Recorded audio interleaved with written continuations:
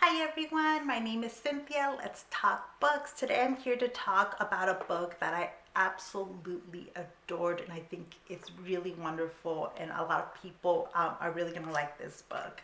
It is Witchlings by Caribel Ortega. So Ortega is a writer that I discovered last year when their debut Ghost Squad came out, and I liked Ghost Squad, so I knew that I needed to pick up Witchlings when it came out. And I have to tell you, I was not disappointed. I found Witchlings to be excellent, even better than Ghost Squad, and I quite liked Ghost Squad. So what is this book about? So first of all, it's a middle grade book, so it is aimed at a younger audience, but I think that adults will love it, and especially if you don't normally read middle grade but want to get started reading middle grade, Witchlings is a great entry point into the genre. So in the story, we're following a young girl, Seven, who lives in a magical town of Ravenskill. And every year, witchlings, so these young people with magical powers, undergo the Black Moon ceremony to get access to their full powers and also be placed into a coven of magical people where they will develop those skills to focus on what they're particularly good at. So when we start the story, Seven is very worried about what coven she will be placed in. There are particular covens that are powerful or known for specific things, and so she's got a coven she wants to be put into with her best friend. She's been training, going to all the activities, doing all the things that she needs to do to get into a good coven. The main thing she does not want is to be a spare, which is what happens when a coven cannot be formed, when people cannot be placed into a coven. And so it's like the leftover witchlings that end up never being very powerful and being marginalized in society. So all that Seven wants is to not be a spare. You can guess what will happen in the story.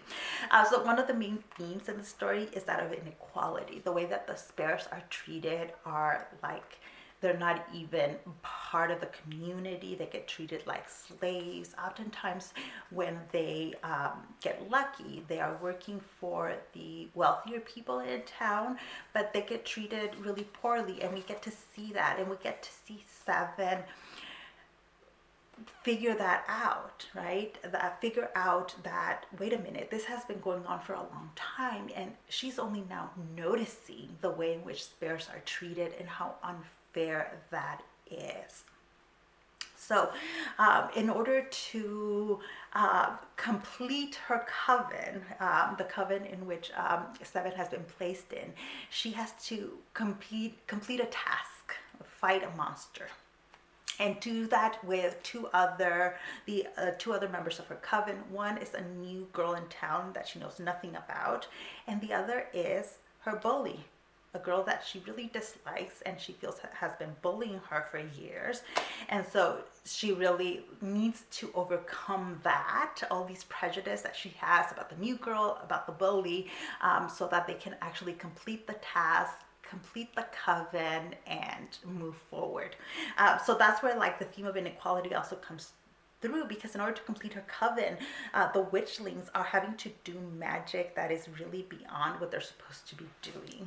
And that was really cool to just see how the witchlings, because they haven't absorbed any of these ideas that they're not good enough, they just set out to do certain tasks. They figure out how to do them, and while they're overcoming some of the barriers, everything's still within the realm of possibility. Like they're not out doing things that only like the most powerful witches can do. So another big theme here is that of believing in yourself. Seven believes in herself. She believes in her training. She believes in her community and her parents and her friends. And as a result, then she's able to try some of these magical elements that are outside of what she's supposed to be able to do, but she can kind of do. And that was really affirming and really nice to see in this story. The other thing that I really liked here is the theme of friendship. Seven's best friend is placed into one of the covens, one of the coveted covens, and the one that Seven had wanted to be part of, and now they are going to be falling apart. They immediately fall apart because the minute you are placed into a coven, you have to spend basically all your time and a lot of your energy in being part of the coven and learning magic and bonding with these people that you will be tied with for the rest of your life. And when these two best friends are not placed in the same coven, then they know that they will be drifting apart, even though they had promised not to be drifting apart. And I think most people have had that experience of, life changes and people that meant a lot in your life at a point in that life will later on not be as important. And it doesn't mean that what you went through with them was not key and important and should be valued, but also it's okay to fall apart and it's okay to form new friendships.